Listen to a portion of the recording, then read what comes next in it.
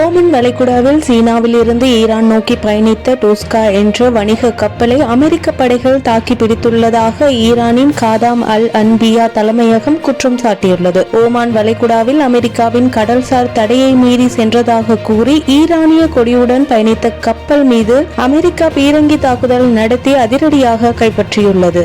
6 மணி நேர எச்சரிக்கையை புறக்கணித்ததால் இயந்திர பகுதியில் தாக்குதல் நடத்தி கப்பலை செயலிழக்க செய்ததாக அமெரிக்கா விளக்கமளித்துள்ளது.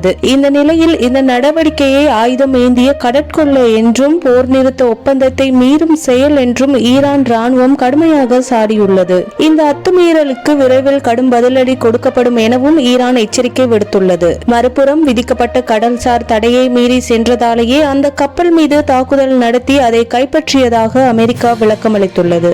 இந்த மோதலால் பாகிஸ்தானில் நடைபெறவிருந்த இரு நாடுகளுக்கு இடையிலான அடுத்த கட்ட அமைதி பேச்சுவார்த்தையில் ஈரான் பங்கேற்க மறுத்ததால் பிராந்தியத்தில் மீண்டும் போர் பதற்றம் அதிகரித்துள்ளது.